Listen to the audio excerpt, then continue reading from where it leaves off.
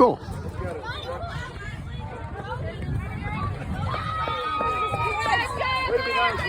All right, I'm trying to talk low so I don't disturb the other fans here. I know it's not your game, Bulldogs. It's my kid's game. But a few things real quick about taking baseball or softball pictures. Even though this is video, you can imagine yourself taking still images.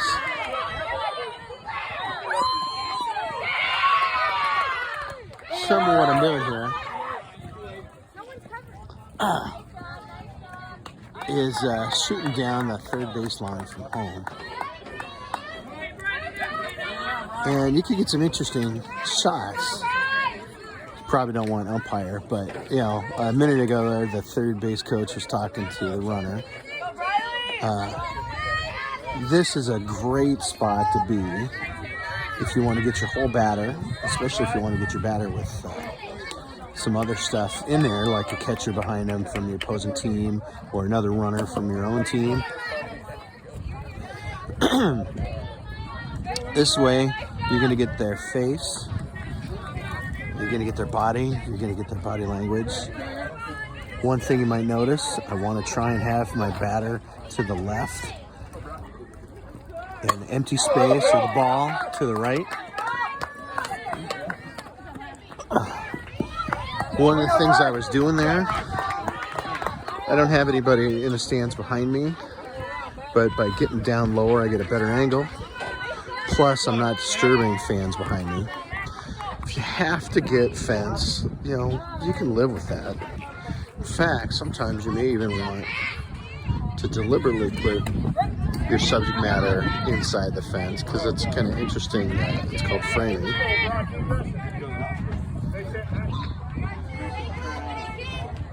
But let's say, for instance, you wanted to try and get the pitcher.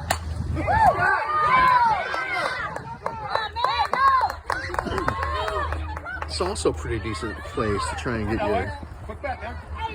your lens. And if you're using a real camera and not a phone, same spot, you're gonna still need to try and get your lens, you know, inside the fence.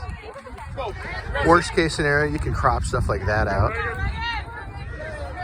But a key for any sport, not just softball and baseball, is you want the action coming towards you instead of going sideways. So I should be able to get a decent shot of this pitcher. Line up. There you go. Bad thing, if I was on the batter there, that would probably have ended up being blurry because they were going past me that way instead of toward me, like these girls coming into home from third base. Okay. Again, if you had a left-handed batter, you'd have their back here and you'd want to be on the other side. I'm always preaching though, that not all sports shots are action. Not all action shots are sports. You can get pictures of people in the dugouts warming up or practicing.